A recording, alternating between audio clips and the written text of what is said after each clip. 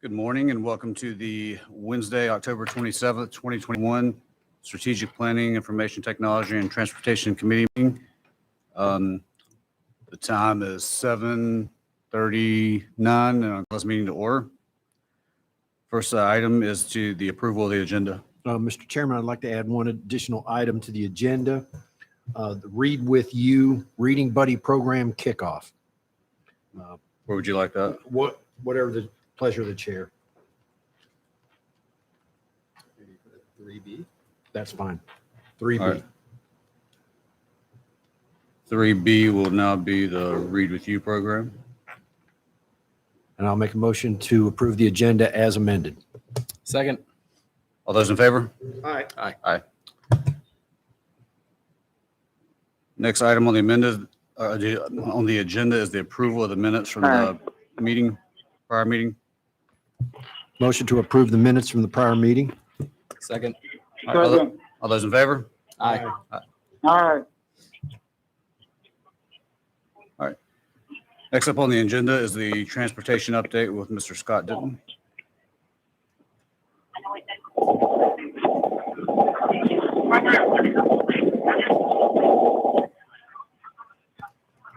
Good morning, everyone. Morning.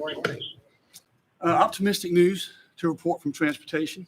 We seem to have weathered the early storm of being real low on school bus drivers. We were down to 184 at our lowest point when we first started school.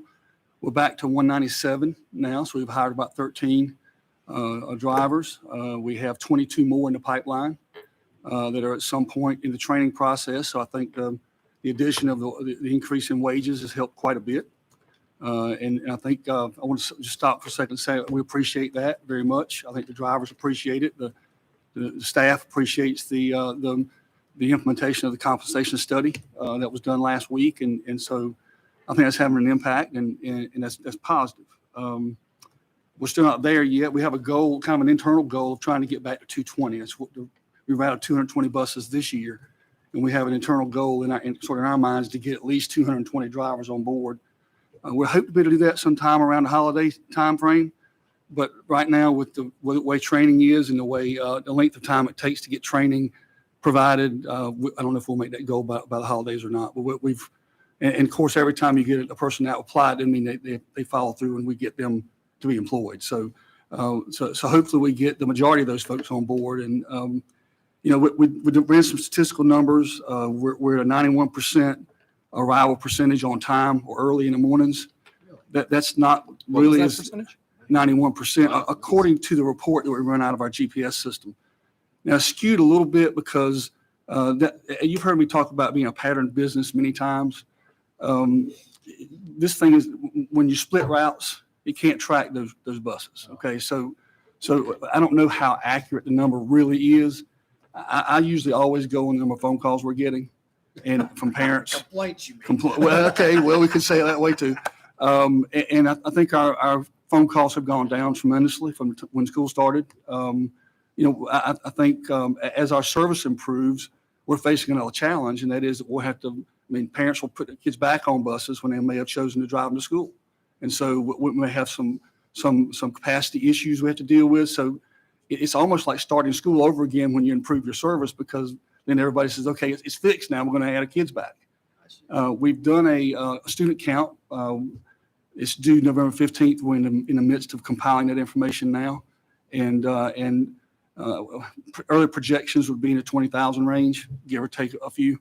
And we normally transport about 26,000 in a normal year. So we'll be down some on our count if it pans out that way. But we've got to finalize those numbers, and we'll update you on what those count numbers look like when we do that.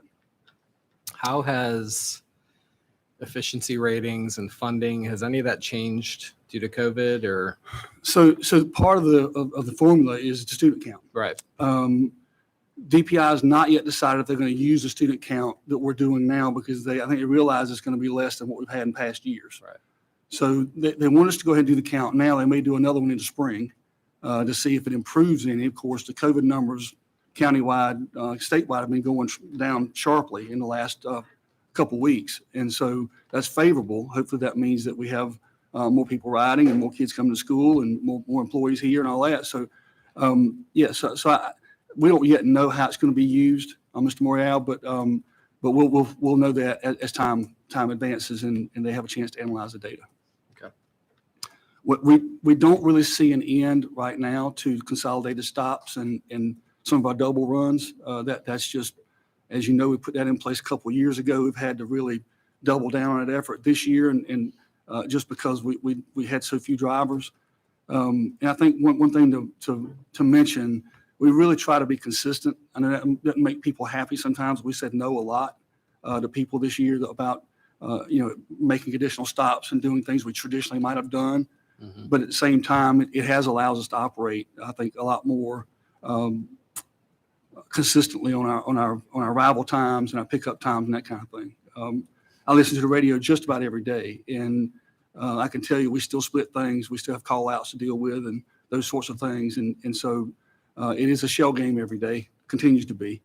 But I really do think it's gotten much, much better. Our staff's not having to work the 12, 14-hour days like they were in the beginning of the year, and not knowing how we're going to cover the next run when the next call out comes in. We've kind of stabilized a lot of that. So I think we're in a much better place right now. Well, I can just tell you, I know it's not statistically valid, but one UCPS household that uses the bus, it has been, I'd say for at least over 2 weeks now, consistently on time, my son's Catabus.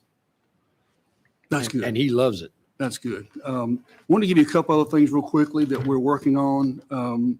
We purchased some vans. Like you guys, Finance Committee approved that. The board approved the purchase of some 8-passenger vans. We've been working on signage for those vans. So these are magnetic signs we'll put on the sides of our vans. So they pull up in somebody's driveway or neighborhood, they'll know it's UCPS approved transportation. We're going to use those vans for the students that are a long way away from an assigned program. For example, a homeless student, McKinney-Vento student that might be assigned that lives across county and we're currently using a bus to transport that child. We'll be able to use our vans for that purpose. We've got some buses at CATA, perhaps, that only have 4 and 5 kids on them. So we may turn these vans into that transportation, and that bus can be repurposed to another school that maybe is doing a double run. We can eliminate a double run. So we're going to try to use the vans to supplement our transportation and allow us to use our yellow fleet much more efficiently. So appreciate that approval. We are proceeding forward. It's hard to find used vehicles right now. You may know that by riding by the car lots. But we've been able to get 3 already, and we got 2 more that we're looking at to try to procure. So excited about that, and hopefully that's going to make a difference in the way we're able to use our yellow fleet. So what are the qualifications for a driver for that? So they most likely don't have to have their CDL, right? So That's does that correct. open up the pool a little bit? It does. It does. It makes it hopefully a little bit easier to find people. We're going to pay that position $14.50 an hour. That's $1.40 more than our safety assistants, but it's also a couple of dollars less than our bus drivers, because bus drivers have the license requirement and they have 60 kids behind them. So, Right. so it made sense that we would somehow go between those two to try to make sure we pay a competitive wage, but we don't encroach upon the sanctity of the bus driver and what they're having to do. So excited about the van purchase. We're also embarking on a trial with Edulog to replace the current Every Info system. Every Info pretty much drives the entire process of adding student transportation from the time that a parent requests it to going to school to the data manager entering the information. It comes to us through Every Info, and we assign through TIMS. It goes back into Every Info. Here comes the buses tied in with that. So we're experimenting with Edulog because they're our TIMS provider. They're the software behind the scenes that runs TIMS. And our contract runs out with Every Info with Synovia, who's his parent company, next year. And they only have nine LEAs nationwide that have the software we're using. And the primary programmer I worked with 20 years ago, this guy to develop Every Info, and had some, we did some testing for him, all that. He's left the company, and so I'm a little bit concerned about where that product's going to go and if it'll be supported down the road. So we're looking to see if what Edulog can offer and whether or not we can replace the system we currently have without a tremendous amount of overhaul and bringing a brand new system in. So That trial has started already. We'll be doing it for the next 60 days, and we'll have an update on how that's going to go and what our recommendations might be along those lines. But we'll continue to have a parent app. We'll continue to have a lot of the same features that we have with the existing system. I will say the GPS is a great upgrade to what we currently have. It is much more, you ping every second, so you can track the vehicle a lot better. It provides diagnostics on engine diagnostics. It'll tell you if you got the fuel tanks full of fuel. It tells you a lot of steps. So we're looking to replace the GPS units? That would have to happen, yes. Okay. So Software, it's the whole. it is. With any luck, I'll go back to Mr. Morreal's comment about budget a little while ago. You might remember in the last couple of years, we've been able to use state money to buy equipment with. We can still do that every year, but you don't get the money the next year. The exception that was made with the way budgeting worked was we could without penalty use money on equipment. That's why we bought those extended stop arms that you may have seen. I'm hoping that they'll have one more grandfathered year of budget and allow us to use equipment money. We could buy all those tablets and those GPS equipment with state money and be able to hopefully outfit our fleet with new technology. That would be the best case scenario. I don't know if it'll happen or not, but we'll keep tracking it to see. Do the buses, do they have tire pressure monitors? No. Okay. No, we have to do that manually. Okay. This new software would tell you if the driver's wearing a seatbelt or not, which I think is pretty interesting too. So yeah, it's quite advanced. Bus class is slower than we'd like. About 60% of our people are passing the online class that we have. DMV transitioned to online instruction a couple months ago. We'd like to see more like an 80% pass rate. So I've communicated that result over to DMV to see what can be done. What I'd like to see happen is that we have a resident DMV person once we've had the class and we've had folks that may have struggled on the first test, do a review on the things that they're struggling with, maybe a half-day review for those folks that need some additional help. And so that's maybe a stopgap thing that we can do to maybe help improve our pass rates. So I want to tell you about that, and I'll stop there and ask if you have any questions.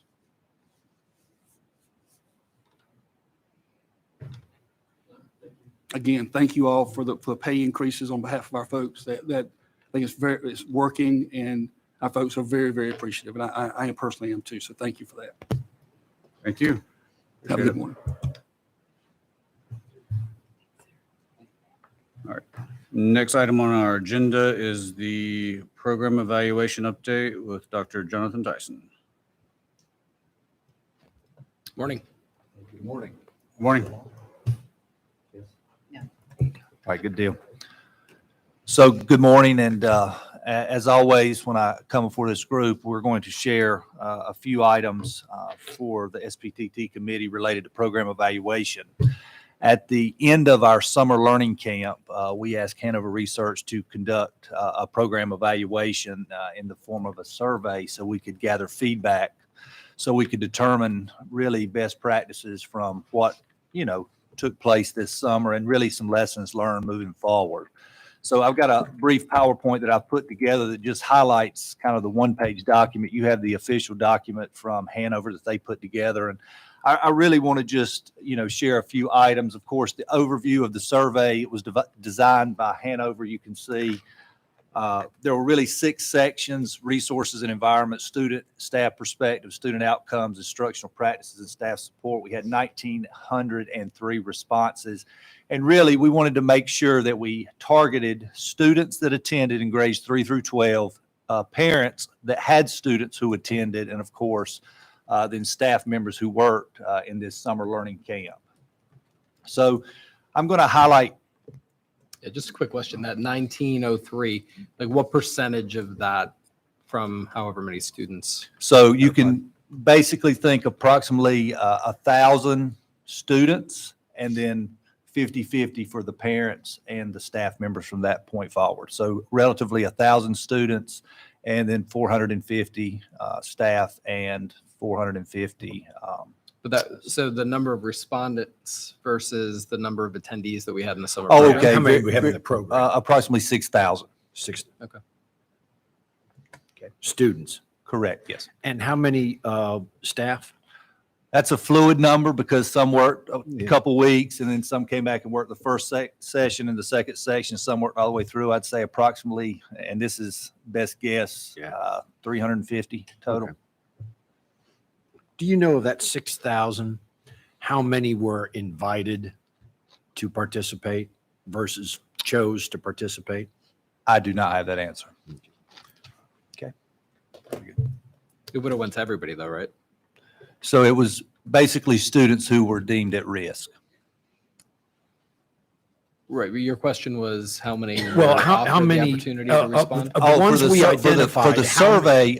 No, not the Okay, survey. Okay, he's talking The- about the selection The session, process. the summer session. Gotcha. Okay. How many were invited? How many actually ended up attending? I'm not certain. Okay.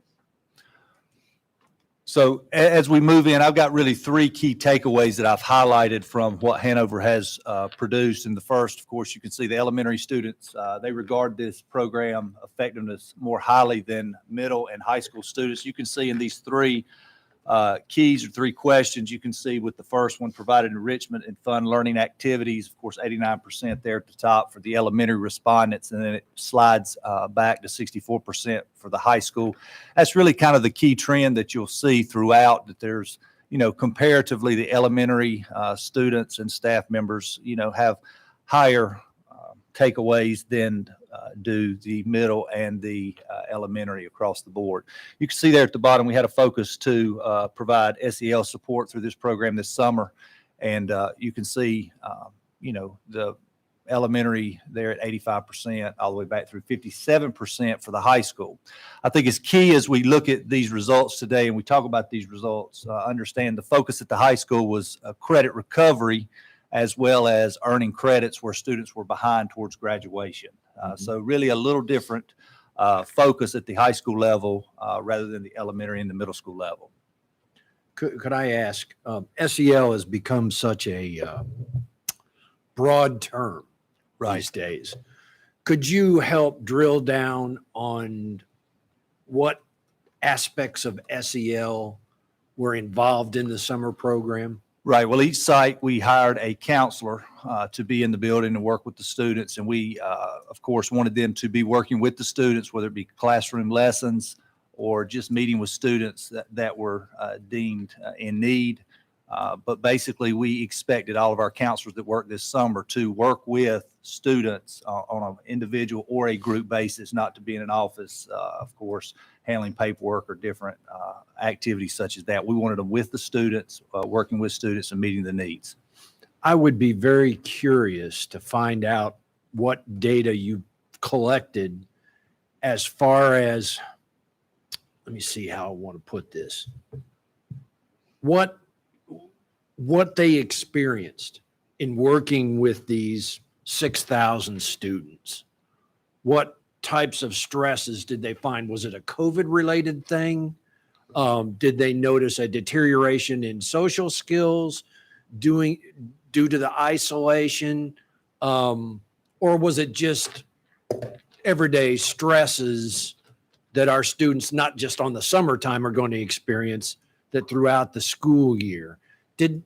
Were you able to collect any of that, some of the challenges from that aspect that they faced? Well, this evaluation didn't take that into account, no, sir. Have we had kind of a more in-depth debrief with those counselors? So members of the academics team have had a debrief with the site administrators, but not counselors specifically. Okay. I was just, I would be very curious because, first of all, we've identified the candidates for this program to be, is it fair to say, at risk or Yes, sir. challenged? And so we had 6,000 of them show up. We had counselors in every building.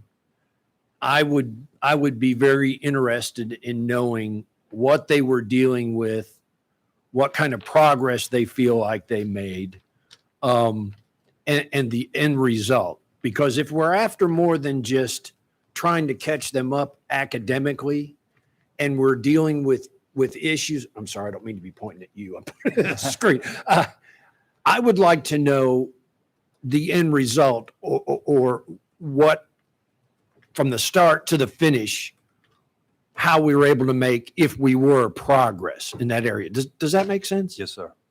How can we go about finding? That's That- challenging, I mean- right? Because Right. I mean, it is challenging now that Because now they're in school they're in somewhere else. school. They've moved back into their, their building that they're assigned to. They're working with Okay. different groups or sets of children.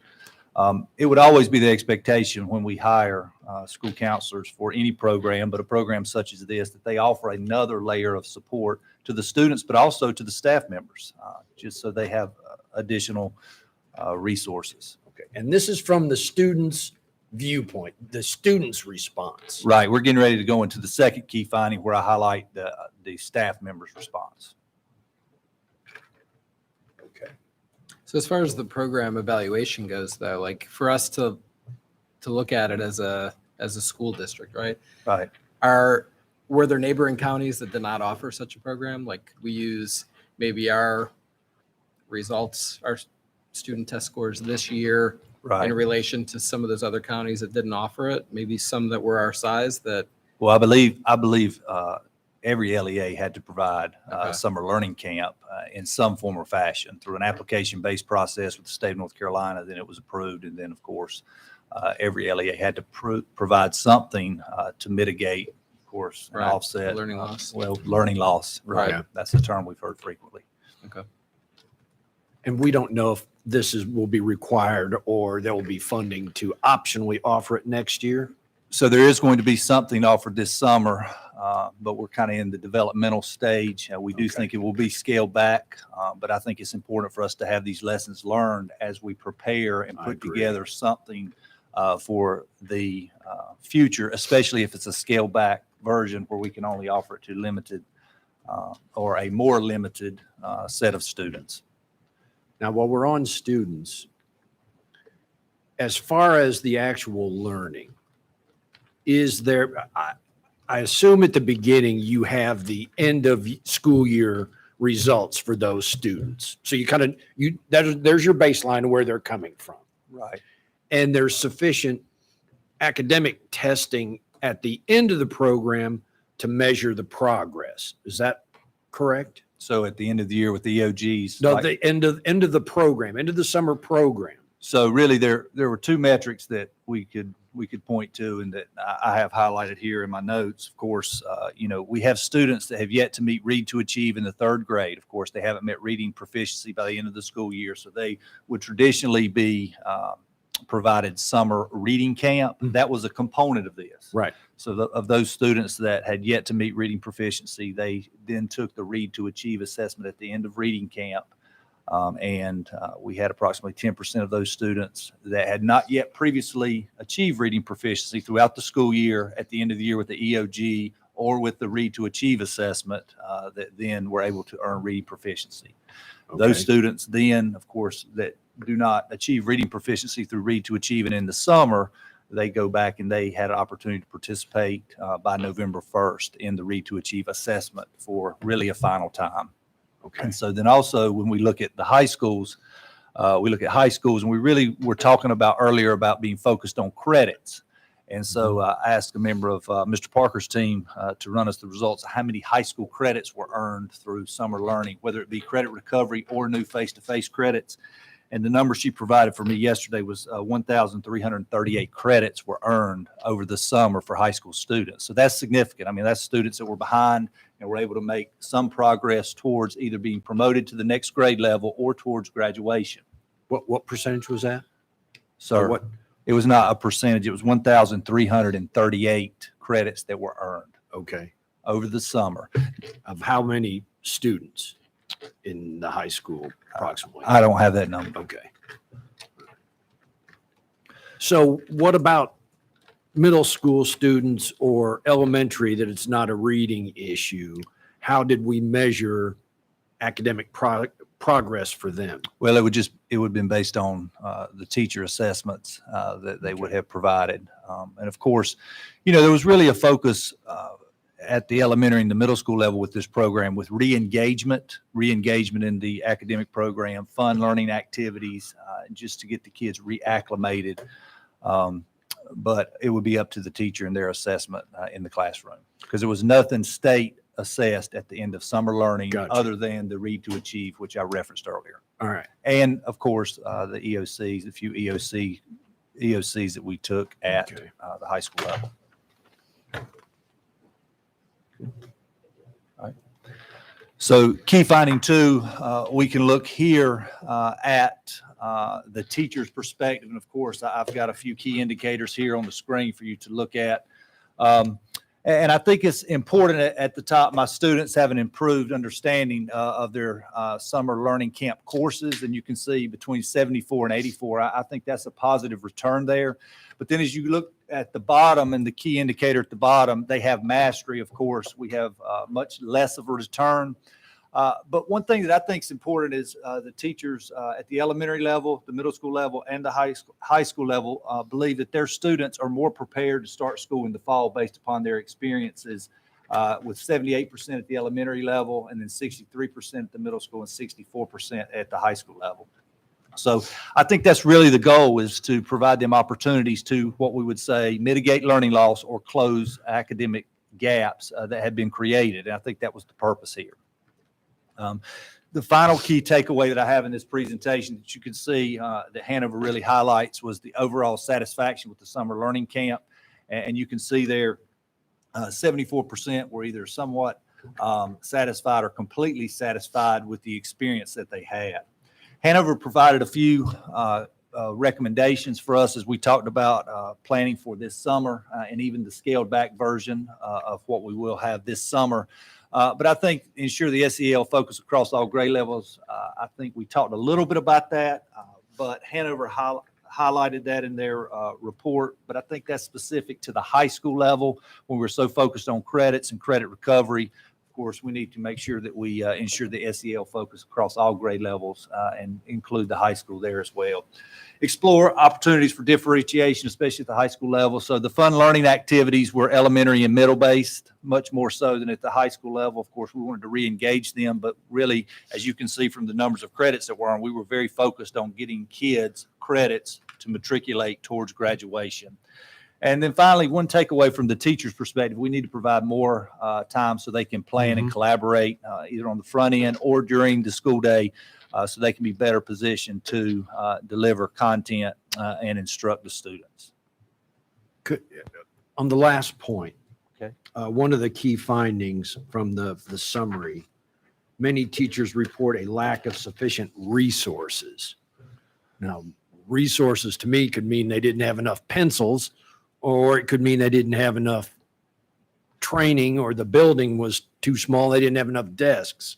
Do you know any more specifics about lack of this particular comment? So not necessarily specifics as to the exact resources that they would like. Okay. All right. I guess in the questionnaire, was there any specifics in regards to resources, or is it just resources was the question? I think the question was just resources in Okay. general. And then the other question I have on the overall satisfied question, Right. was that geared more towards the parents and teachers, or who's that geared toward? It was the same question for every respondent. So Okay. that was a general question, parents, teachers, and students. Okay. And we don't have any metrics as like the completely dissatisfied and somewhat dissatisfied, why they were No. dissatisfied? Okay.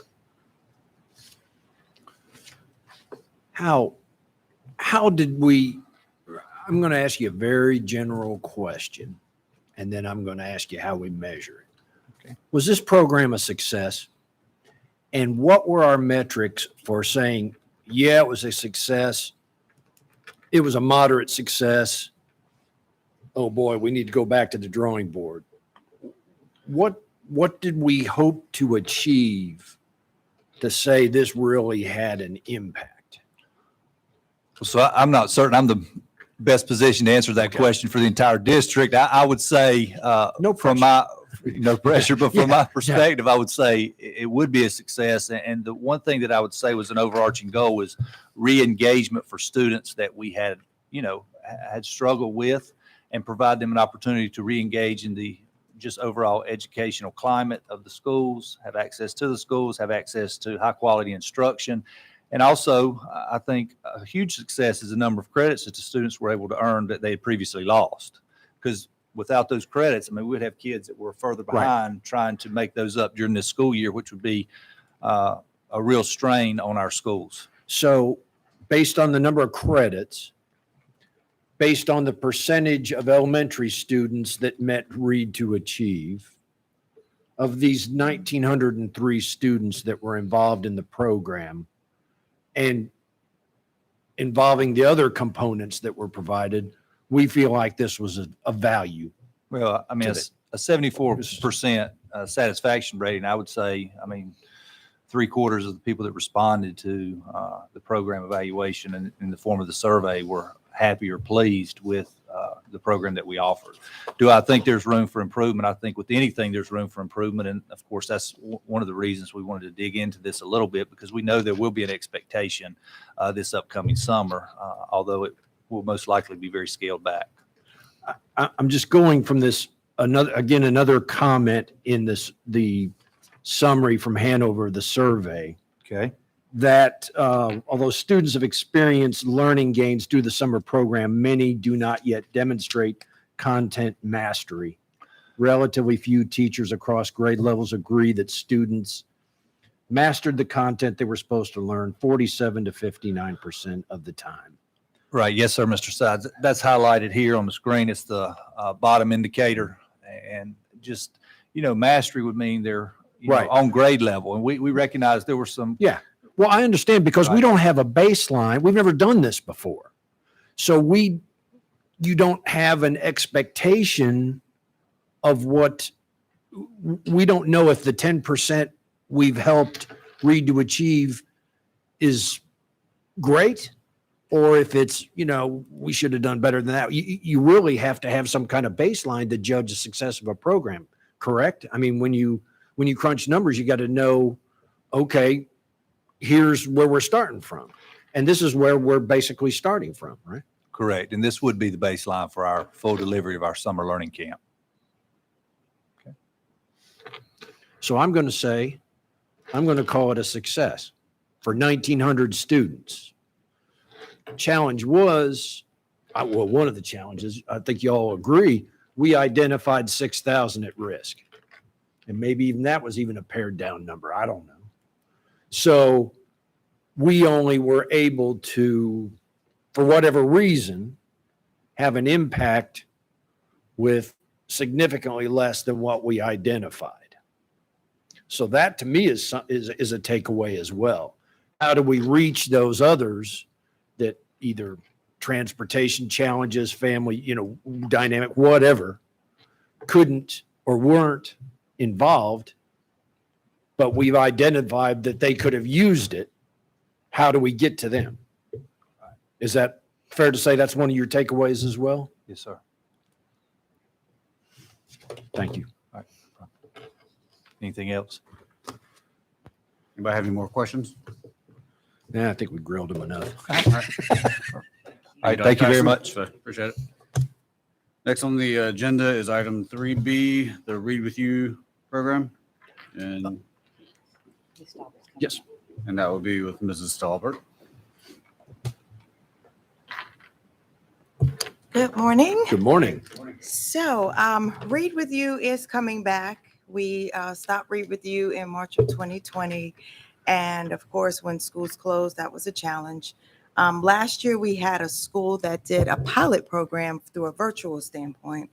And we launched that. It ran very well. But of course, when you open that up to the entire community, that poses some online security challenges. And so with that, we've been working through that. Let school get settled a little bit. Let staff get in place. We work with our technology team, exploring different platforms that would be safe for our students and our community to have a virtual access for Read With You. And we now landed on Microsoft Teams.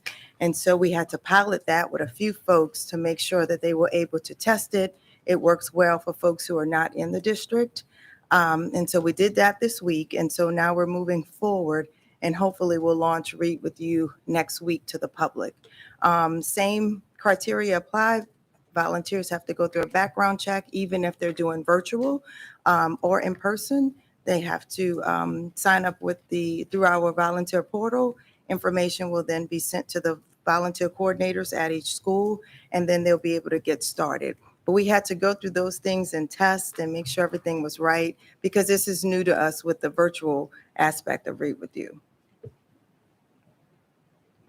So I understand there'll be a series, I'm sure, of system-wide notifications that the program's open or some kind of meeting, and that I take it has yet to take place? So this week, actually Thursday and Friday, there will be training for the volunteer coordinators to then implement and understand what the new aspect of the virtual is. And they will learn that. And then we have to get the volunteers on board. So once staff is in place and has all the training, and then we'll open it up to the community. But we will announce it through our normal communication channels, blasts on social media, website.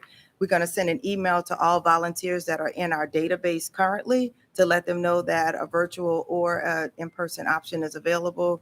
And so it'll go through our normal communication channels. That's interesting. Do you recall off the top of your head how many we have in the current database? I do not. I do not. Lots and lots, right? We do have a couple of thousand, yes. But that's it. So we're good to go next week and get it moving and get our volunteers on board.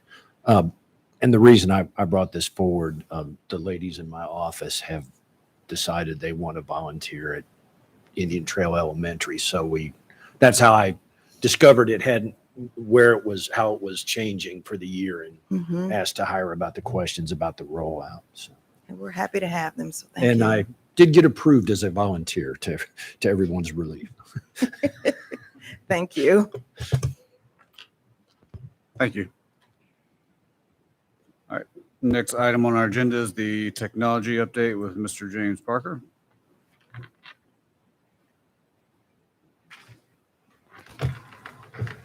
Hey, good morning. Good morning. I just want to provide some informational updates with the way that we're moving with technology services in the district. And on the screen, you can see that these are projects that have been approved by the board. The projection device replacements, and we invested $750,000 into that this year. We have the TVs come in, the HD TVs are here. Carts will arrive this month. Touch panels will arrive in December. Installations will begin in December and January, replacing 312 devices. To provide historical content on this, in 1819, the projection devices were failing at about a 10 to 15% rate in the schools. We noticed that many classrooms were teaching without devices. The bulbs cost $250 and to replace short throw projectors. These are going at about 2 to 3 a year, so the overall cost of ownership was pretty high on these devices. As we spec'd out new technology, we look for 10-year devices that would last a span of 10 years, be warranted for 5 years at least at a minimum for our schools. And back in 1819, we surveyed all of the principals, assessed all our schools. We installed 512 in 1920. In 2021, we diverted those funds over to 3 through 5 Chromebooks instead of going on with projectors because of COVID and the students not in the classroom. This year, we were able to reestablish this project by picking up again and putting some devices back into the classrooms using ESSER funds. So you can see that we're at 312 this month. So they'll be here. We'll start our installations. Schools will see these. I talked to Ms. McLam about additional funding. In December, we will start another survey with our principals to assess any devices that have failed between June and now and start replacing those also. The criteria behind these are principals will go into a classroom and look and see if there was a device. Is there a device that's unrepairable, or is the device just non-functional at all? So that's where we are with this. We'll start our next assessment in December and install those over the next springtime period. So the next item is our purchase of our 1,375 Chromebooks. Mr. Morrell can relate to this. Supply chains are breaking down and parts are slowed to arrive. And so we purchased additional Chromebooks to make up for the time it takes to get parts and the time it takes to cycle in repairs. And these additional Chromebooks are also funded with the ESSER funding. The mesh upgrades are to expand our wireless connectivity in schools and take away the hard antennas in each location and provide upgraded, more powerful, more responsive, and provide better connectivity in our mobile units. It's about 16 schools are involved in this. The last one is our central office. We cannot use E-rate funding to update our access points in central office areas. E-rate is only for instructional spaces. So we will utilize ESSER funding for this and upgrade all of our access points in our central office. That's transportation, child nutrition, central services. The next one is emergency connectivity funding. This is part of the E-rate grant, and we applied back in the spring to see if we could get funding from emergency connectivity funding with the federal government, and they provided $1.2 million award to Union County Public Schools. And the breakdown of the $1.2 million is listed on the screen. We're buying additional T-Mobile hotspots. These are for staff and students. Our staff, we realize, are in challenging areas also and maybe not have connectivity, or they don't have any reliable connections to teach remotely or get on the internet. So we're buying more devices. We're also buying 1,500 more Chromebooks while that's available. There's a 6-month lag right now on getting devices. So we're going to go ahead and order these and gear up and have them available for the summertime period. And 350 staff laptops. That's a $1.2 million provided by the federal government. The other item is the 10 million foundation. We applied with, remember, we were with the 1 million foundation. They gave us 9,000 hotspots for students. We applied with the 10 million foundation. We have 5,000 hotspots available now for students, and we're putting those out into the district. It was $450,000 to the district. So those are out there. These are used for staff and students, and we're ordering those now. Jay, is there a monthly charge with those hotspots? No, sir. It's all inclusive. We pay for it's $10 to $20 depending on the device we get, and it's included with the device and a monthly charge. But it's all in one package. So this encompasses the 500, and there's no monthly charge. It's a one set fee for it. And how long is that good for? A 1-year time period from the time we sign the contract. And then do you have to re-up for the monthly charge, even though you don't have to buy the device? No, sir. It's a one-time cost that covers a whole year of service and the device. Right. And at the end of that period, they disable those SIM cards and all the devices. So you have to buy new devices. We can reactivate the existing devices if we choose to and go with a cheaper service. Instead of it being $20 for a device and a service, we can go with a $10 extension and go another year. Okay. So basically after the first year, we have to pay for the monthly service. It'll be a one-time cost again at $10 Yeah. a month. And we pay a year in advance so that, I see. you're not cycling trying to Yeah. make payments and having any disconnection with our students. Right. Gotcha. But this is all reliant on this federal funding. Like we don't have a budget for It's, this, right? this has already been approved and awarded. We got awarded this Right, already. but subsequent years. Yes, subsequent years. Yeah, the 10 million foundation, we formed a partnership with the 1 million and it transitioned into 10 million when T-Mobile and Sprint merged together. When those two companies merged together, it just basically turned into 10 million and they awarded us a 5,000 more wireless access points. So that partnership continues to flourish and grow. And we expect that to continue each year for however many devices we need and we can use for our students at no cost to the district. And do we have a way to monitor utilization? So these have been put out. Can we tell Mhm. how many are being accessed on a regular basis? Yes, 10 Million Foundation provides a report on a quarterly basis that tells us our utilization by students. And you have a wide variety of usage from those that max out the 10 gig a month to those that use just a small percentage. But we do get a report on that. Now those work off of cellular service, correct? Yes, sir. They're with T-Mobile and Sprint merged together, so Yeah. now it's on their network. Do we have any areas of the county which doesn't have sufficient cell service to even have a hotspot? So There's, what do we do about that? Yes. yeah, as with any geographical area, you're Yeah. going to have challenges in some areas of that Verizon only covers or T-Mobile covers or any other AT&T or any other major carrier. Yeah. For the most part, T-Mobile and Sprint, when the merger completed, it combined their areas together. Mhm. So now they have upgraded to 5G networks all the way across their network. And our students are benefiting with greater speeds and more reliable connectivity. And there's very few pockets left now that do not, encompass at least some connectivity in that.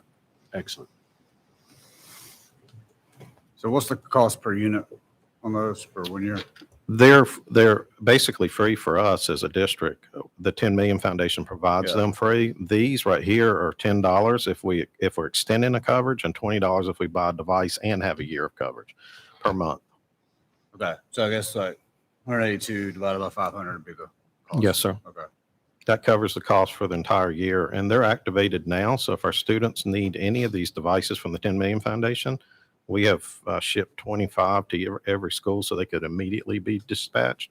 We created an online form to request any additional devices that you need, but they're activated and ready now for our students. Okay.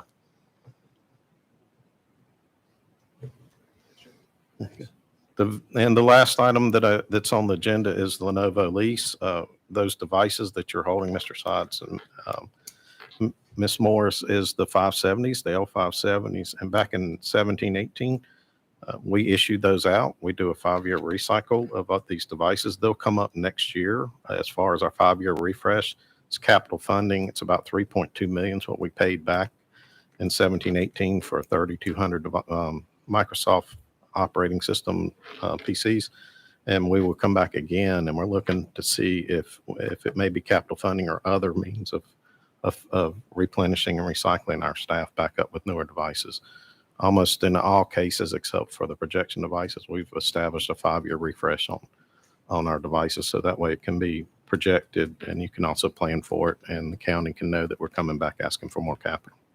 Will that be open for bid again? Yes, sir. Okay. We'll do an RFP for the bid, and we'll open it up, evaluate the units, and obtain the best cost, the most efficient device we can. So that could be for any vendor, really. I mean, any Lenovo or whoever. Yes, sir. We had multiple vendors partake in this last time, and we evaluated the devices, and we do the same RFP on student Chromebooks. We look for whatever is the best device for our students and for instruction. Okay. Okay, that's it. Thank you. All right, thank you. All right, next item is our closing items, information to be taken to the full board. I